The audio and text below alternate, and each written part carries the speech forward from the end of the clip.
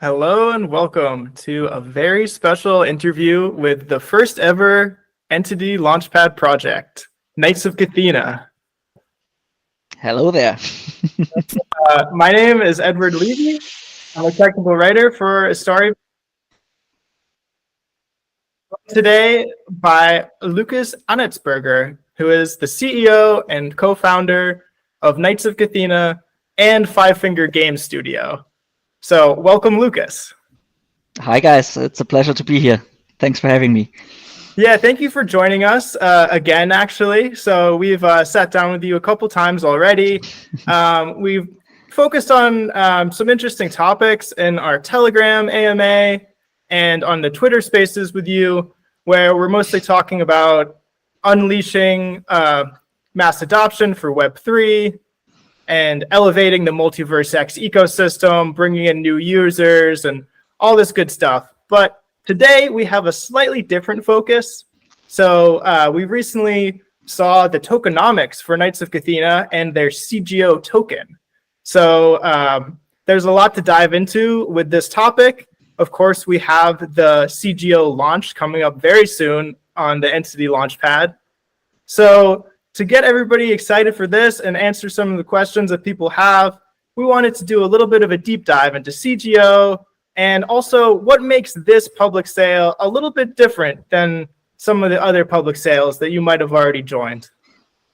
So yeah, thanks again for joining us, Lukas. We're just going to wait a couple more minutes for some people to roll on in.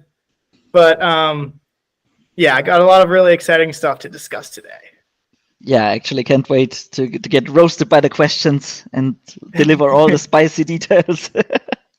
So where are you located today, Lukas? I see you're in some kind of magical background there. Basically, I'm in Altea, obviously, where I belong to in the realm of Knights of Cathena. No, I'm located actually in the core office in Germany, where our team is doing most of the work.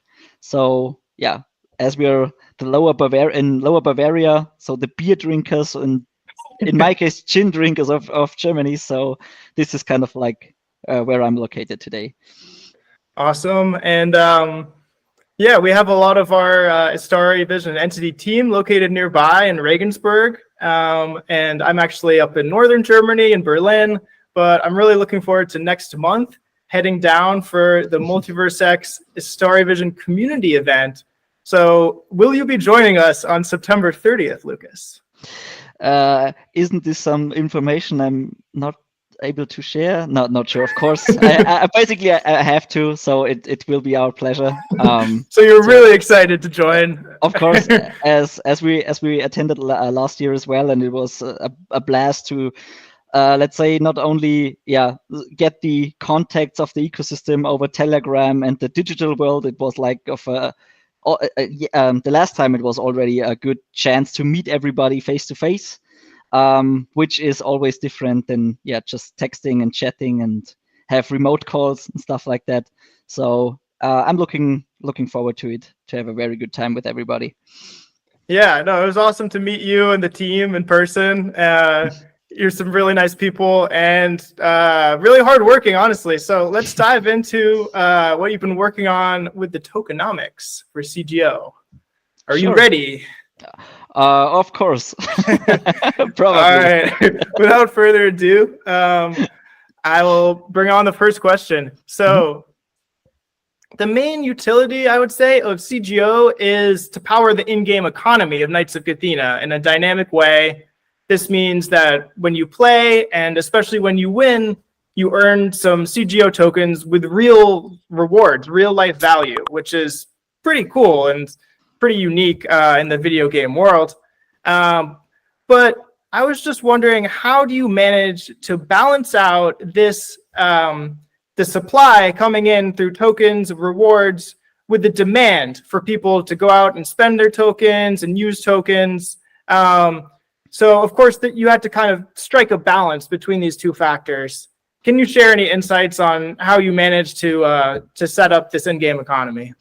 Yeah, of course, because this is actually one of the most boring things to tell or to look at right now, because the whole process how we created this economy, it doesn't matter basically. But we started developing Knights of Cathena, and especially the economics part. I guess in the meantime, it is 3.5 years ago. Once we started with the project in a little bit more deeper than just talking about gameplay stuff, and there were back in the days there were some challenges. Obviously, we looked at economics like in Axie Infinity, which was back in the days not that bad, but already was a little bit. We saw some kind of problems that came true actually, and we tried to, let's say, make things a little bit different. So we didn't want to build an economic that is based on inflation. So of course, if you have an ongoing growing player base, you need some kind of supply for them. But the problem with that is if this supply and the currency is kind of like an asset, a digital asset, then more and more supply is a problem for the value of the currency in total. And that's why we came up that we wanted to turn around that fact. So we say we wanted some kind of dynamic scarcity at some point. And this is actually where the idea was born of creating a reward pool and have this kind of scarcity that increases with an increasing player base, so to say. And the challenge to balance that was basically a very long period of mathematical experiments on that. And on top of that, once we had this theory, I guess it was a process of 3 to 6 months until the final result. Then we had let's say we get it tested. We wanted to get it out, and we wanted to get evaluated by people. And that's why we started our first playable version, I guess 2 years ago, with a smaller amount of people. And then at some point we had the closed alpha starting, where we slowly increased the amount of players to check, of course, not only the economics part, but the gameplay as well, if it's fun and stuff like that.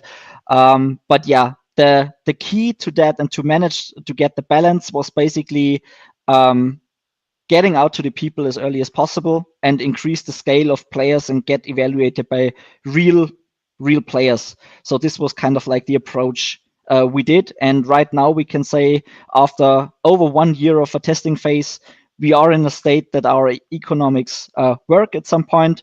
We sure have still some kind of things where we can tinker a little bit around if we need to, because DevNet is not 100% like mainnet, as we all know. But in general, the math and the theory and the DevNet looks very good. So I guess our calculation has been correct at that point, and I can't wait to let it loose to the community on the mainnet later this year. Awesome. Yeah, really looking forward to seeing you guys on mainnet and seeing the full release of your game too. You have a lot of really cool stuff on the way, which maybe we'll get into a little bit later. But another thing about the tokenomics that I was wondering about is the total supply. So it's quite high compared to, you look at X Launchpad projects or some other ecosystem projects. What is the reasoning there to go with a pretty significant total supply? The reason for that is actually pretty simple. It was a result because of our approach that we're coming from a gamer's perspective, and we didn't want to have the situation for our players to have some kind of handle in-game currency that is based on decimal numbers, like 0.001 tokens they earn for a game. We wanted to get the feeling of a real virtual in-game currency, so the players can a little bit more calculate and have a little bit more of a good feeling of spending the tokens and of course of earning the tokens. So this is kind of like, beside the feeling good aspect, it was a UI aspect as well, because we didn't want to have too much decimal places behind the comma or the decimal point. So this is kind of like the reason why we said we wanted to have a good amount of tokens out there. Okay, cool. So always focused on adoption, I guess. Of course. Love that. So I was also wondering about this dynamic scarcity concept you brought up a minute ago. And what does this mean for people who are early adopters of KOC? You guys have a pretty loyal community. Some people who've been really collecting those red gems and working hard on DevNet. So how does the token model reward people who are the Knights of Cathena OGs, so to speak, and have been supporting you from day one? Yeah, that is a very good question and a very interesting one, because our players, I guess at that point, they don't even realize that this is the right situation and a huge opportunity for them to hop on from an economical point of view. And it's basically pretty easy, because the dynamic scarcity and the fixed inflation model works like this. The more and more players joining the ecosystem and getting rewards out of the reward pool, at some point, players will empty this reward pool, and the less and the more players playing and getting rewards from the pool, the less tokens will be distributed at some point at a later stage to the players. Of course, we have some kind of in-game mechanics to, let's say, not have an overdraw from our early birds. So we have this ranking concept where we have a capped amount that you can pull out from based on your ranking. So because if we didn't do that, then we had the situation that the early birds would have the chance of getting too much of the reward pool and would empty that from day one, which then results in a situation where the early birds get way too powerful for newer players to join. So we had this perfect balance in mind of course, giving the early birds an advantage, but not let the people in the long run, leave them a situation where they have no chance of joining the ecosystem. So this was kind of like the split where we needed to go. And of course, in the very early stages where we are right now, the biggest opportunity is, of course, the token value. So right now, it would be the best to earn tokens and to participate in the ecosystem to get your NFTs to earn more and more tokens, because at the early stages, it will be more cheap and more easy to onboard more and more users. And this is kind of like the lever which we have for the token value, because the more and more players, again, join the ecosystem, the more and more the token value will increase over time. So, and the earlier you are in and the earlier you have some kind of token, then you benefit alone on that. So this is kind of the situation. Yeah. Okay, cool. So it comes down to this balance of rewarding new players, but also leaving the door open for more people to come in. Exactly. Is that true? Okay, cool. Well, I like that you've kind of carefully thought of all these things, balancing them. Another thing, which I think is pretty interesting, the way you balanced it is actually the launchpad itself.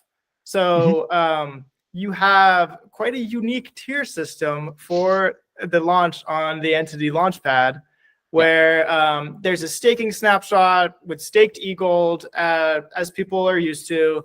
But for tier 1, you actually don't need to stake any e-gold to purchase up to 20 tickets. So I think this is pretty cool and inclusive, but can you tell me anything more about how you came up with this idea and why you decided to go in this direction?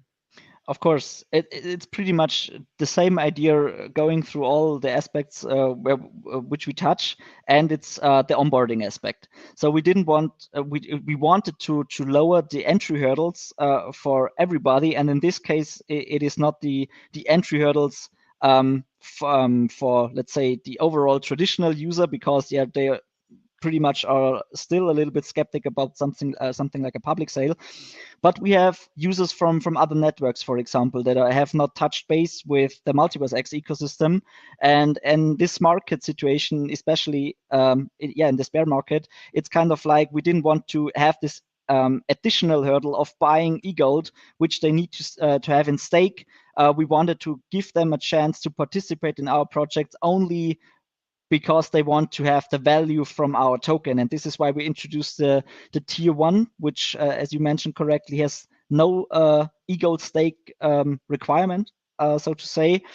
And also we reduced the overall staking requirements for the other 2 tiers we have.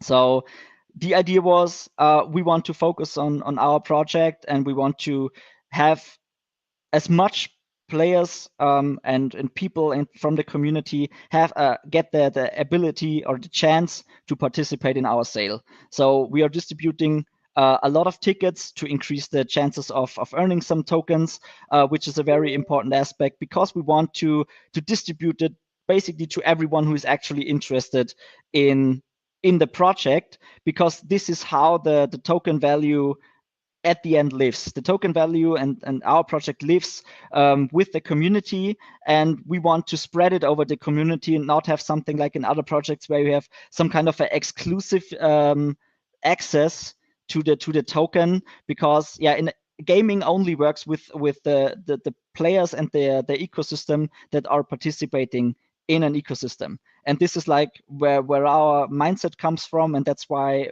we have decided to have those tiers. And of course, we have some kind of special rewards. For example, if you buy the second tier, then you will have some requirement for e-gold staked, but you will get from if you buy 21 tickets, you will get an NFT pet, an exclusive NFT pet that will only available for the public sale, as additional incentive to dive a little bit deeper into the ecosystem, which then ultimately means a benefit for the Multiverse X ecosystem as well, because there is an e-gold staked requirement still. So I guess it's the perfect balance between focusing on our own, but also get the Multiverse X ecosystem a little boost. Okay, cool. So another thing you guys are doing, which is I think really great for the community, is focusing on public sale investors more than big whale private investors. So can you explain a little bit what the deal is with the private sale allocation so far, and also the potential strategic sale, which could happen maybe during the next bull run or something. But yeah, if you could share some insights about the way you balance this aspect, that would be really interesting. Thanks. Yeah, thanks for bringing that up. I forgot to mention that aspect. It's kind of like we wanted to be as, let's say, grounded as possible on that stage, especially the fundraising part. And that's why we said we had some kind of strategic seed round where we only onboard very exclusively the strongest partners that supported us from day one, and that are, let's say, here for us from day one. And we only collected that much amount that we actually need. But we wanted to focus on having, in comparison to that strategic round, a very big public sale. So for the community to be the first ones to have the access to our token. So that's what the intention was, because we didn't want to have a situation where the public has to fear that at some point, if the unlocks from the private sale investors are coming, which in other projects, not only in our ecosystem, was the case, that if there is a good amount of unlock, then the private sale investor dumps at some point, in the worst case. And then you have this kind of lose of trust from the public, which they can't defend of, because the token value is decreasing only because of that, which basically changes nothing on the token itself. And we didn't want to do this. We wanted to give a full power of the token value to the community. And at some point later on, we saved some tokens and some allocations. If the market recovers and the community already, let's say, is a little bit sophisticated and knows what the project is about and understands the value of the project, because right now, of course, we need to prove that we are legit and that we deliver a good game.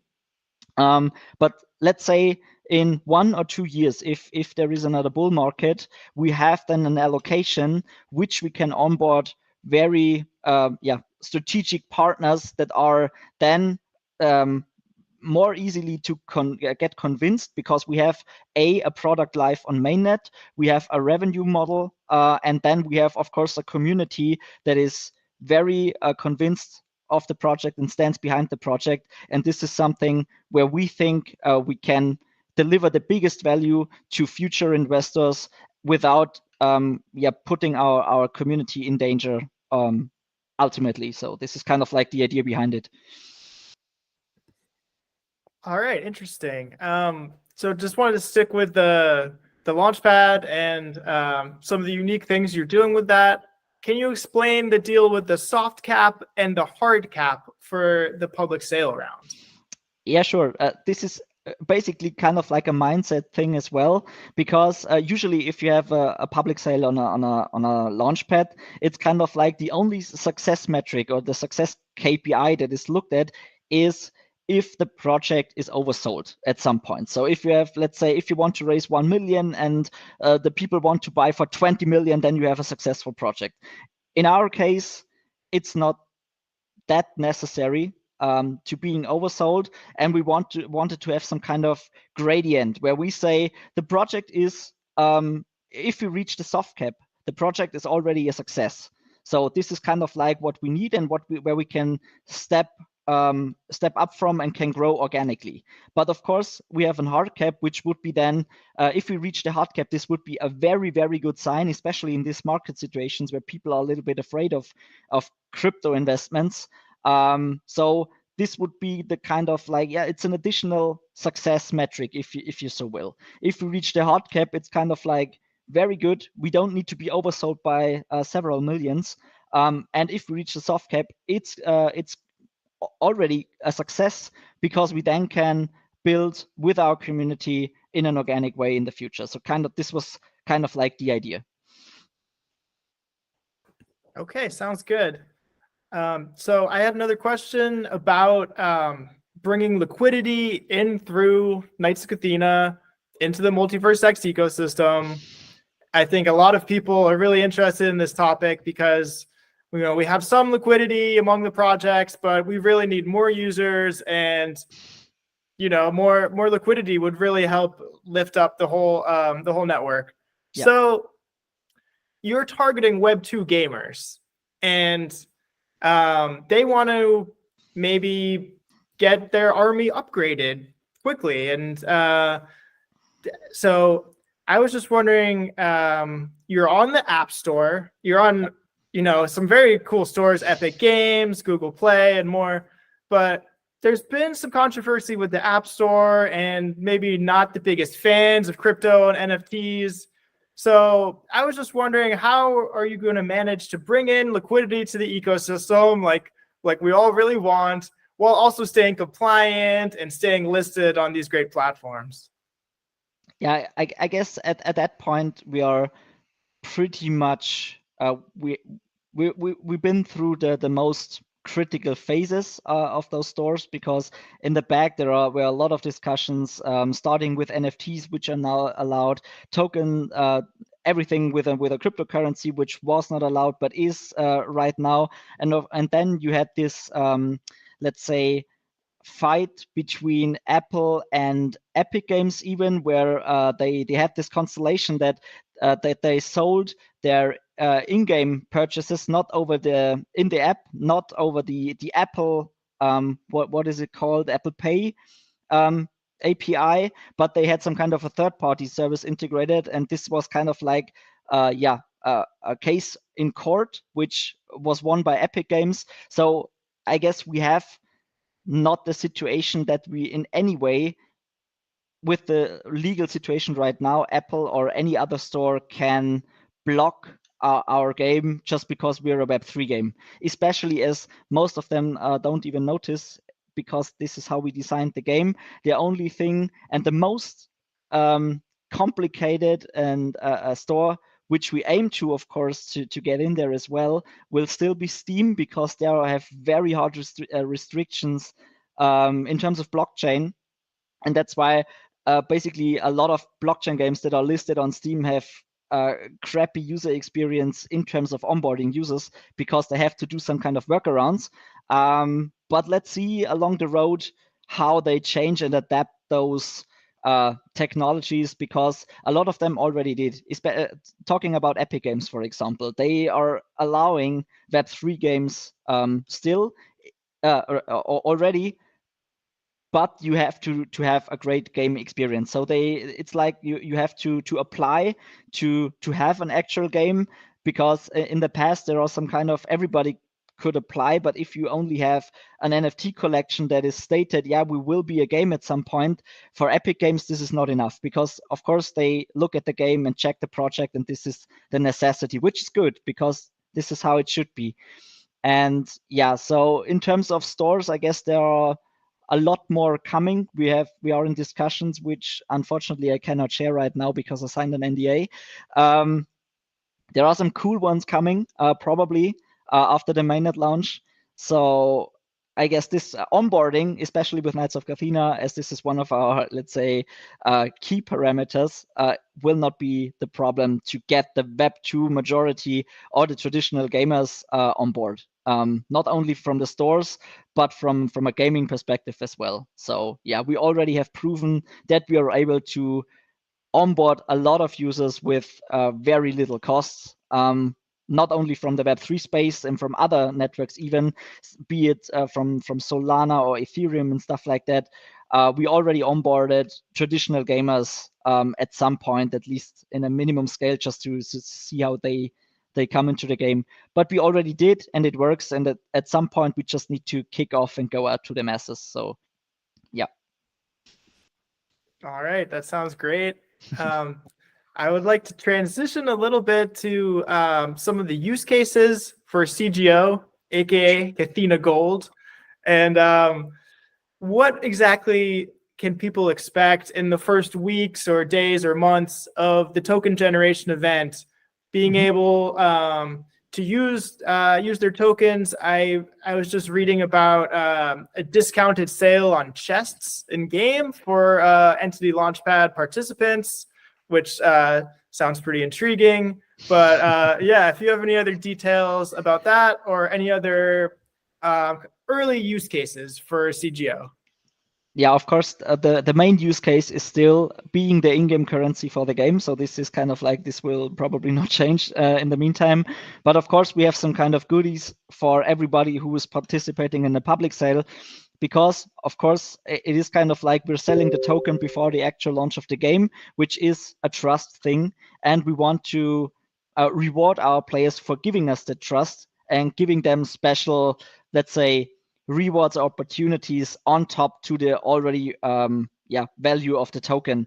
And this is, as you already mentioned, besides the pet they can achieve via the public sale, we will have, after the token generation event, our token will have a locking period, which means basically the token is not tradable, because we want some, let's say, some time to convince the users that we are a sophisticated project, and to make sure that everybody who just wants to have a quick buck on it does not harm the others community too much. It's kind of a balance in between as well, between the community.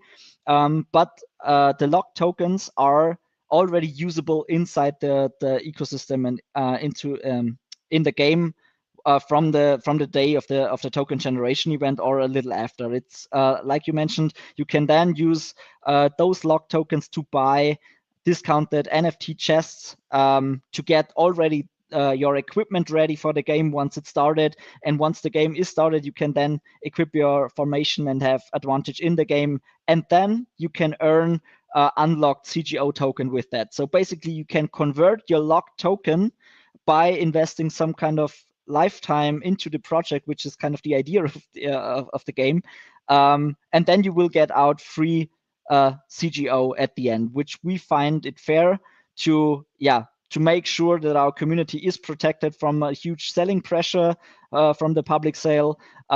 It's totally fine if the people want to bring the value into the ecosystem and then cash out and then sell, because our token ecosystem is designed that this, of course, is kind of like possible. But at the end, it's just like it has to be a balance to not screw the project and the community over. And this is like how we approach this situation. Okay, cool. And then moving forward, there will also be even more use cases for CGO. So I wanted to talk about that a little bit. Personally, I am really excited for the noble houses. I love multiplayer gaming. I used to be a World of Warcraft nerd, and I just love going out with either your friends in real life or just meeting other people, and you team up and maybe get some advantages. So can you explain how you're using the noble houses to bring this guild dynamic into the 21st century, and how will this use the CGO token? Yeah, sure. So unfortunately, I cannot dive into too much detail because a lot of them is not publicly available. But the general idea was, if you build a game, especially a multiplayer game, then for a long-term success, you will need a social component and a social community generating opportunity inside the game, and not on our Discord server, because this is kind of like, if you have something like that, then you identify more easily with the project. And if you have friends in the game and then you can talk to each other, it's always a better experience than just, let's say, playing against each other without talking. As we are social human beings, we love to have contact with others. And then we thought, combine it with some kind of benefits, in-game benefits. And the noble houses is basically like the actual idea of a housing concept, a guilding concept from traditional games. For example, World of Warcraft had it in one expansion a little bit. I guess it was in Legion with the, I don't know how they are called now.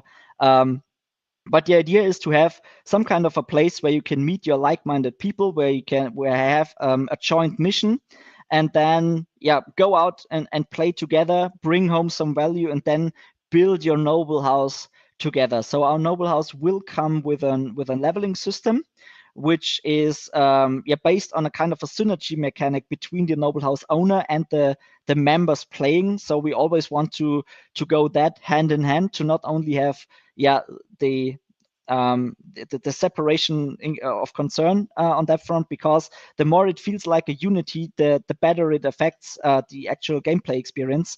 And we see the noble houses concept in the Web3 space a little bit like a real estate, for example.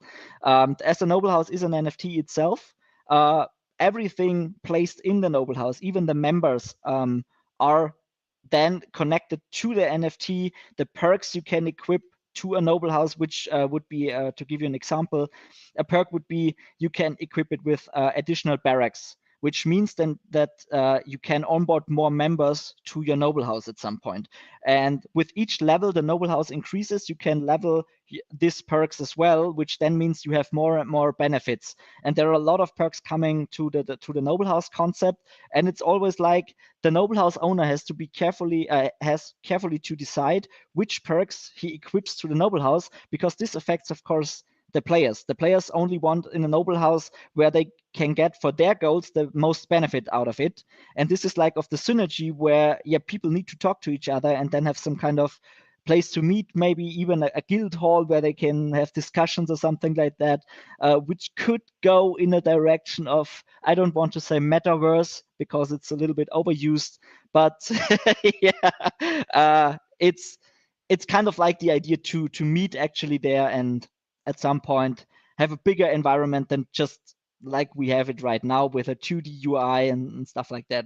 But there will come a lot of features in the future, especially in regards to the noble house. And of course, the CGO will be the currency to get this all flowing and get this all going, buying perks, upgrading the noble house and stuff like that. This will all be a synergy with the whole CGO economics and ecosystem. All right, awesome. Just a couple more things I wanted to ask you about. We're starting to kind of get near the end here, but we haven't really talked about the token burn yet. And I think this is really cool for potential investors who want to know the value will be protected over time, because some of the supply will get burned almost all the time, from what I can tell. So can you give the audience here some more details about how the token burn will work exactly? Yeah, definitely. So this is a very important key feature of our ecosystem as well. So probably, as most of you can imagine, there is some kind of transactions, like if you buy a chest, an item chest, there is some an amount of CGO involved. So one could think that, of course, this is kind of like the fee which gets distributed to the team as a payment. But in reality, it's kind of like that. Yeah, most of this amount used, a CGO token used with every transaction, is basically burned and taken out to the system. So we want to make sure that our token in the long run is stable, not like a stable coin, but at least has some intrinsic value. And to reach this, you have this kind of burn mechanism to make sure that more tokens are destroyed than new ones coming in. And as we have this kind of inflation, daily inflation of every day, we need to make sure that more tokens are burned than new tokens are generated by the player base, because if the more tokens coming in, then getting destroyed, then you have this kind of inflation, which ultimately results in a sinking price for the token, which is not good for the ecosystem. But in general, we can say most of the tokens that are used will be burned, and we only take a small percentage fee for the service of creating Knights of Cathena for the community. And I guess this is pretty fair, because at some point we need to pay salaries as well. Yeah. All right. So looking forward to after the TGE, you guys have already announced you will be listing on one of our favorite dexes on Multiverse X, known as Ash Swap. Yeah. So there's a lot of cool stuff coming on that front. Is there any other future listings or use cases you could tell us about, or any hints or anything? Yeah, of course. Let's say, the one publicly announced is Ash Swap, as you mentioned. And as we are, let's say, a core Multiverse X game product, you name it, of course, we aim to get listed on the X exchange as well, of course, as it's the main hub to get listed in the ecosystem. But the journey is not over there. We are having a lot of discussions getting listed not only on decentralized exchanges, but centralized exchanges as well. But given recent events, we are very careful in doing that. So probably for the launch on day one, we will not have a listing on a centralized exchange. We are just getting started. Once the market is a little bit, the direction is clear and everything is a little bit more calm, and then we will add one by one centralized exchanges where we think the community is not getting any threat of. So it's not like we want to list on 5 centralized exchanges just to be listed there, because that is not yet the idea to, for our project at least. Of course, this will come over time, but in a very organic, very slow, and very controlled way. So this is like what we aim to do. And maybe even get the community involved in those processes at some point. But this is like nothing set in stone. But I can imagine that we think about this as this is kind of like our whole mindset of including the community in everything we do. All right, awesome. Well, that's it for my questions for today. I don't know if there's anything you wanted to touch on, or anything you wanted to plug. Actually, yes. Of course, this whole, let's say, upcoming public sale on Entity is kind of like the big wave right now that is riding in our social media. But people shouldn't forget that we are still in a alpha test phase, and the game is still downloadable right now on DevNet, and there is still time to get hands on this exclusive NFT pet, which will only be exclusive for the alpha test phase and alpha test phase players if they manage to earn 100,000 red crystals via our quest system in game. And of course, one thing to mention, we are distributing CGOs already to the community for earning those red crystals as well. So this is kind of like you can increase your amount of tokens you can gather by playing the game right now, as we are doing some kind of a community distribution for playing the game in the alpha phase, which will probably be around for quite a few days, let's say, but no exact date announced. Okay, so stay tuned for the ratio of the red crystals to CGO, right? Seems to be a popular question. Yeah. But they definitely will get you some real tokens. And yeah, stay tuned. I would say check out the Knights of Cathena Twitter page and the Entity Finance Twitter page for more details about KYC starting very soon. And you can also join us on Telegram. Both of our projects are on Telegram, or if you're more of a Discord person, you can jump on the KOC Discord and ask any questions you have, and we'll be happy to jump in and answer it. And yeah, basically, we look forward to seeing you out there. And thank you very much to Lukas for joining us today. It was my pleasure, as always, Edward. Well, thank you very much. And thank you to Rado and Entity for setting up the live stream. And yeah, I hope to see you all again very soon on the Entity Launchpad. So take care, Lukas. Have a great evening, and see you all around. Take care, guys. Bye-bye. All right. Thank you. Bye.